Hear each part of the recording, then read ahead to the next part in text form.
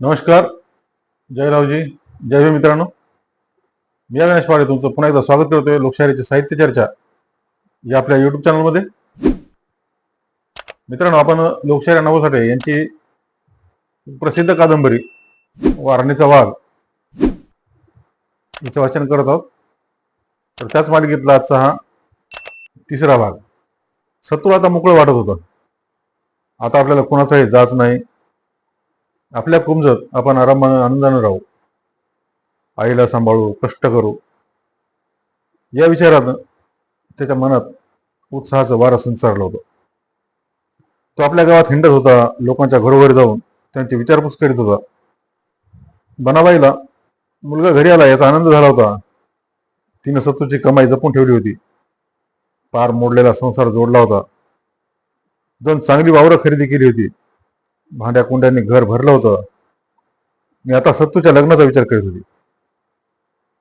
सत्तूवर 5 तांदूळ पडले की दुधात साखर पडल्यासारखं होईल असं तिला वाटत होतं.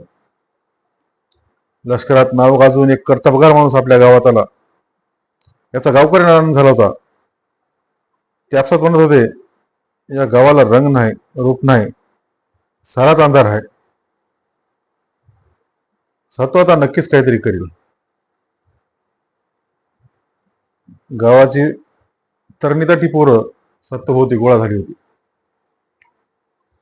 एका सकाळी 4 पोरं घेऊन सत्तू पेठेन निघाला होता. तो मथाजी चौगुलीच्या वाड्यापुढे आला तेव्हा मथाजी जोत्यावर उभा होता. सत्तूला पाहून त्याचं डोकं तरकटलं आणि मोठ्यानं म्हणाला, लष्करात नाला म्हणजे काय राजा विजा वंशान आलं काय? अरे कुंभाराचे सुनाखरीला कातवारला जाणार. सत्तू सरकला. रावरबटच्या उर्मटपणाची त्याला आठवण झाली, पण काहीच न बोलता तो पुढे निघून गेला.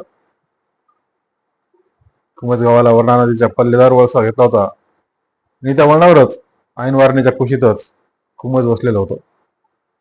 काजळाच्या वडीसारखी सुपीक जमीन आणि वारणीचं पाणी यामुळे त्या खोऱ्यात कुमज कुबेराची नगरी मानली जात होती. धरणी, पाणी आणि माणसाचे कष्ट याचा निसर्गाने तिथं सुंदर संगम घडवून आणला होता.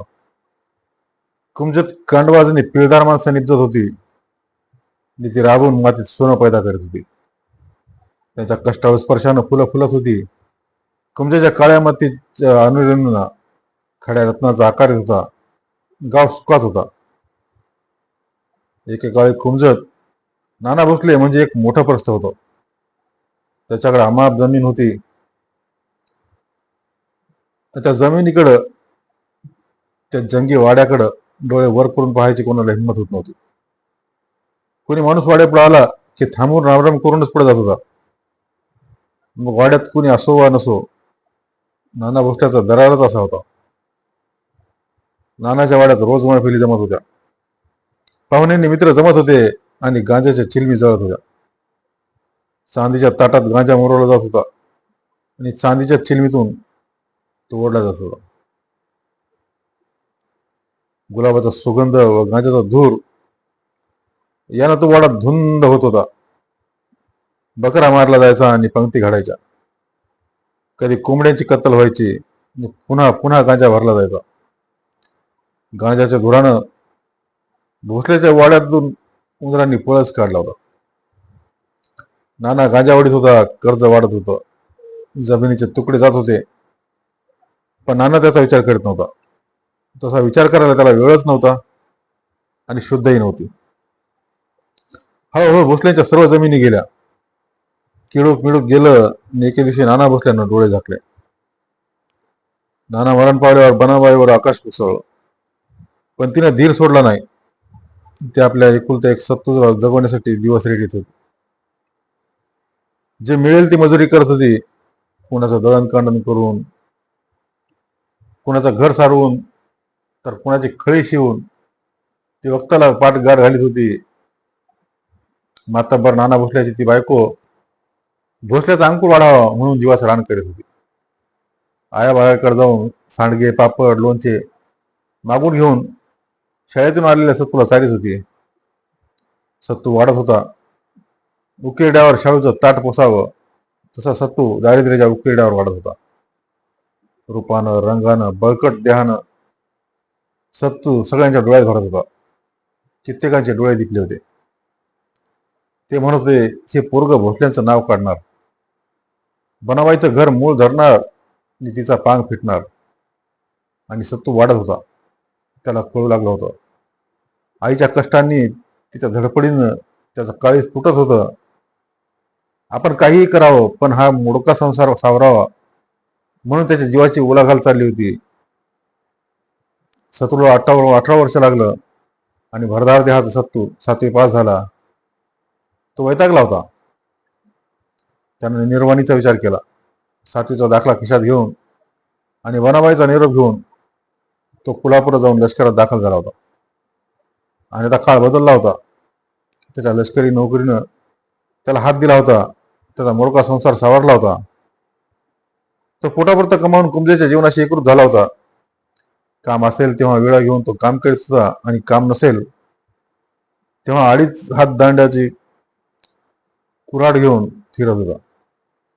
काही दिवस गेले आणि कुमजत सत्तू करता माणूस म्हणून समजला जाऊ लागला. परंतु कुमजेतील सत्तूचं अस्तित्व मथाजी चौगुल्याला जाचक झालं होतं. तो मनात कुडत होता. सत्तूला पाहताच तिरस्कारानं थुंकत होता. हे गंजट्याचं पोरग या गावचं पुढारी कसं झालं म्हणून तो चरफडत होता. आणि सत्तू दिसला की कपाळावर आट्या घालून म्हणत होता, नाकापरी हा मोतीच जड झालाय. चैत्र महिना होता. पुन्हा धरणीला भाजून काढीत होती. नदीचं पाणी तापून मासे पोळून निघत होते आणि त्या उन्हात नव्या नव्या पालवीनं वारणा काठ सुंदर दिसत होता. हिरव्या रंगाची शाल पांघरून बसल्यासारखं वाटत होतं. नवे मुगारे बिलवरीच रंगाने चमकत होते. नांगरून पडलेल्या जमिनी उन्हात तळपत होत्या आणि तापलेली धूळ घेऊन वारा पळत होता. पाखरं गांगरली होती. ती फांदी फांदीवर बसून ऊन उतरण्याची वाट बघत होती. सर्वत्र निशब्दता नांदत होती. सत्तू आंघोळ करून घराकडे निघाला होता. एकाएकी बाईची किंकाळी त्या आगडोंब वातावरणात घुमली. सत्तू चमकला आणि ज्या दिशेनं ती किंकाळी आली होती त्या दिशेनं वाऱ्यासारखा धावला. मथाजी चौगुला एका तरुण बाईला 1 लाख जुतवून मारित होता. ती उबडी पडून काट्यात लोळत होती. आपलं पोट दडवीत होती. पोटावर लात लागू नये म्हणून ती सर्व मार पाठीवर घेत होती आणि किंचाळत होती, बोंब ठोकीत होती. सत्तू धावत आला. त्यानं पुढे होऊन मथाजीचा हात धरला. म्हणाला, चौगुला, काय करता हे? तिनं माझ्या कुपाची नांगी मोडली, मुंडगी. मग पुरे झाली शिक्षा, सोडा, जाऊ द्या गरीबाला. सत्तू म्हणाला, नाही नाही, हिला मी जीवन मारणार, तू मागा सार. मथाजी चौगुला आपला हात सोडून घेत नकारार्थी मानहाळी पण, दिवसाची चोरी करते या राण, मागा सार. कुपाच्या नांगीसाठी माणूस मारणार की काय तुम्ही? सत्तून विचारलं. आता त्याचा आवाज चढला होता. ते तुम्हाला सांगू नका, मी हिला ठार मारून फासावर जाईल. असं म्हणून मथाजीनं त्या बाईला एक जोरदार लाथ मारली. चौगुल, ही बाई गरोदर आहे. सत्तू म्हणाला, ती मराल, पाप होईल, चला सोडा तिला. असं म्हणून त्यानं पुन्हा मथाजीचा हात धरला. मथाजी विसरला. हात सोडून घेत सत्तूला दुर्लटीत एकदम आवाज चढून तो म्हणाला, सत्या, तू गुमान जा. तो पुन्हा त्या बाईला मारू लागला. मार खाऊन खाऊन ती निश्चित पडली. ती थोड्या वेळाने एकाएकी उठून ती उठू लागली. माझ्या पोटात बाळ हाय, मला मारू नका, मी मरण, पण तुमच्या कुपाला हात लावणार नाही, मला सोडा, एवढ्या पावटी सोडा, मी पाया पडते, पदर पसरते, मला माफी करा. बाईच्या त्या हंबरड्यानं सत्तूचं काळीज पेटलं. मस्तक बधीर झालं. पण मथाजी म्हणाला, रांड, ओरडतेस होय, मग ओरड तर. आणि तो पुन्हा तिला लाथा मारू लागला. सत्तूच्या अंगाची आग आग झाली. तो आवाज चढून म्हणाला, चौगुल्या, ऐकायचं आहे का नाही सांग. नाही ऐकत. चौगुला हातात जोडा घेऊन गरकन फिरला. भुया चढवून डोळे वटारून तो म्हणाला, मी हिला जीव मारणार आहे. आणि मी तुला जीव मारलं तर. सत्तू कडाडला आणि जोडा उगारून मथाजी तावा तावानं पुढे जाऊन म्हणाला, मग मार की मला. चौगुल्या, मर आता. सत्तूची कुऱ्हाड हवेत तळपून मथाजीवर कोसळली. एकाच घावात मथाजी पांदीत आडवा झाला. मग एका पाठी एक असे अनेक गाव बसून खुपाच्या काटक्याचा पुष्कर व्हावा तसे त्याच्या देहाचे तुकडे तुकडे झाले. खांडोळी झाली. अगदी भुकणाच उडाला. मथाजी चौगुल्याच्या खुणानं खुमच गाव थरारला. प्रथम गावाला धक्का बसला. मग एक जण बोलू लागला, एक परी बरंच झालं, मथाजीनं गाव पिडला होता. पण एक वंगाळ झाला. सत्तू जन्मातनं उठला. आता तिला गाव मिळणार नाही. मात्र चौगुल्याची आळी भडकली होती. मथाजीचा मुलगा उमाजी, त्याचा पाहुणा बहादुरवाडीचा दादा पाटील हे मथाजीच्या खुनानं संतापले. त्यांनी सत्तूच्या नष्टाव्याची तयारी केली. पण गाव शांत होता म्हणून त्यांनीही नमतं घेतलं आणि दमानं घ्यायचा विचार केला. कुंडलवाडीचा कबीरा हा मथाजीचा भाचा, तो तर नागासारखी फडीच काढून उठला. मामाच्या खुनाचा सूड घेण्यासाठी तो उतावळा झाला होता. त्यानं आंबाबाईच्या देवळात जाऊन ताडकन नारळ फोडलं आणि तो ओरडून म्हणाला, आई अंबाबाई, मला पाव. मी सत्याचं शिर धडाधड करीन तरच बापाचं नाव सांगेन. असं बोलून ते देवळाच्या बाहेर आला आणि कुऱ्हाड एका दगडावर ठोकून गरजला, अंबाबाईच्या नावान सांग भलं. आणि मग या संघर्षाला रंग आला. धन्यवाद.